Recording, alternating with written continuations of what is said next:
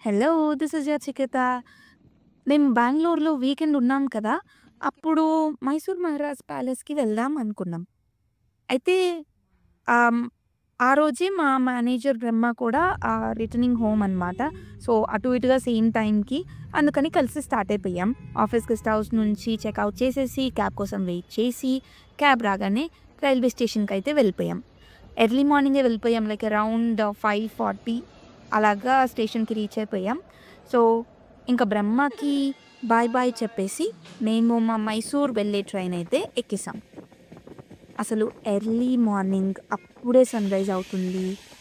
Window seat, చల్ల గాలి, ఆ పెద్ద పెద్ద కొబ్బరి చెట్లు చాలా పీస్‌ఫుల్‌గా ఒక పర్ఫెక్ట్ ట్రైన్ జర్నీ అనిపించింది. అప్పుడు ఆ సన్ లైటింగ్‌కి ఒక 2 ఫోటోస్ దిగేసి ఎర్లీ మార్నింగ్ లేచా కదా! నిద్రొచ్చి పడుకొని పోయా. లేచి చూస్తే ఏముంది మైసూర్ అయితే వచ్చేసాం. అసలు రైల్వే స్టేషన్‌లో ఆర్కిటెక్చర్ కూడా దిగగానే ఒక రాయల్ వైబ్ అనిపించిందనమాట. అక్కడ ఆర్కిటెక్చర్ కూడా చాలా డిఫరెంట్‌గా ఉంది. ఇంక కొత్త వాళ్ళెవరైనా చూస్తే రైల్వే స్టేషన్ కూడా అనుకోరేమో! అలా ఉంది అక్కడ అంతా. ఎంట్రన్స్ అయితే మైసూర్ కల్చర్, హిస్టరీకి ఒక చిన్న గ్లింప్స్‌లా అనిపించింది. చాలా బావుంది. ఇంక మార్నింగ్ అయింది కదా! బ్రేక్‌ఫాస్ట్ చేయలేదు కదా! సో, చేద్దామని చెప్పి అక్కడే ఒక రెస్టారెంట్‌లో బిసిబిల్లాబాత్ అయితే తిన్నాం. ఆ హోటల్ నుంచి ఉన్న వ్యూ ఇది నాకైతే చాలా అనిపించింది. ఇంక అక్కడి నుంచి ఆటో బుక్ చేసేసుకొని ప్యాలెస్‌కైతే వెళ్ళిపోయాం. సో, ఇప్పుడు మనం మైసూర్ మహారాజ్ ప్యాలెస్ ముందు ఉన్నామనమాట.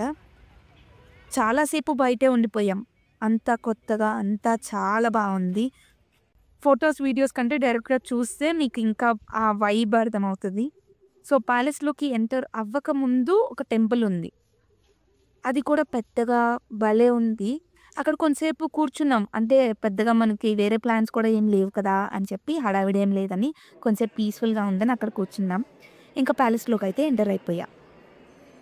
దీని గురించి చాలా సార్లు విన్నా కానీ లోపలికి వచ్చాక ఆ ఫీల్ మాత్రం కంప్లీట్‌లీ డిఫరెంట్. ఇది అంతా దర్బార్ హాల్ అంట. ఆ పిల్లర్స్ కానీ, ఆ సీలింగ్ కానీ, ఆ కలర్‌ఫుల్ గ్లాస్ వర్క్ అవన్నీ చూస్తూ అలా నుంచునిపోయాను. ఇంకా అటునుంచి అలా వెళ్తూ ఉంటే అన్నీ చాలా ఆర్టిస్టిక్‌గా అనిపించాయి. అంతా చాలా డీటెయిలింగ్ ఉంది. అసలేదో ఒక ఆర్ట్ మ్యూజియం వెళ్ళినట్టు అనిపించింది. లైక్ దానిలో నడుస్తున్నట్టు అలా అనిపించిందనమాట. ఇది ఇంకొక సైడ్ నుంచి దర్బార్ హాల్‌ని చూడ్డం. అసలు పైనుంచి కింద దాకా మొత్తం ఇంకా ఫుల్ లైటింగేస్తే ఇంక అక్కడే ఉండిపోతానేమో నేనైతే. అంత బావుంది. ఇదంతా ఏమో కోర్ట్‌యార్డ్ అనమాట. సో, అటు చుట్టూ బాల్కనీ నుంచి అలా అటు వ్యూ ఉందనమాట. లైక్ ఫ్యామిలీ మెంబర్స్ అంతా అక్కడ నుంచొని చూసేవాళ్ళంట ఈవెంట్స్ అవన్నీ. సో, అదంతా కూడా చాలా అనిపించింది. యాక్చువల్‌గా ఇదంతా ఇండో సరాసనిక్ స్టైల్ అంటారంట. అంటే ముఘల్, హిందూ, రాజ్‌పుట్, బ్రిటిష్ ఈ ఆర్కిటెక్చర్స్ అన్నీ మిక్స్ చేసి ఉన్నట్టు ఉంటదంట. బట్ చాలా స్మూత్‌గా బ్లెండ్ అయ్యాయి అనిపించింది. ఎక్కడ డిఫరెంట్‌గా అలా లేకుండా. అండ్ ఇది అయితే రూఫ్ ఆర్ట్ వర్క్ అంటారంట. అసలదైతే నేను ఎలా చేశార్రా బాబు అనిపించింది.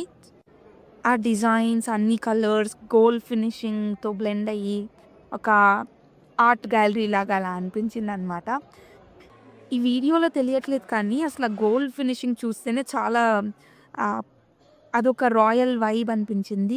అండ్ ఇక్కడైతే బంగారు సింహాసనం ఉండేదంట. మేమెళ్ళినప్పుడైతే లేదు కానీ అక్కడ అంటుంటే విన్నాను. బంగారు సింహాసనం అది కూడా ఉంటే ఇంక అక్కడే ఉండిపోయేదాన్నేమో. అలా ఆశ్చర్యంతోనే ఇంక ప్యాలెస్ నుంచి బయటికి కూడా వచ్చేసాము. మొత్తం చూసేసి.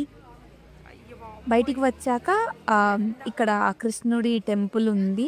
సో, ఇంకా అది కూడా చూసేసుకొని అక్కడ ఇంకో టెంపుల్ కనపడుతుంది గానీ నాకప్పటికి ఇంక ఫుల్ ఆకలి, అలసట అన్నీ వచ్చేసాయి.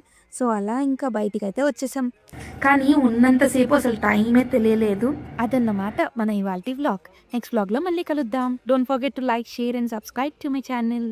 Thank you so much for watching. Bye bye.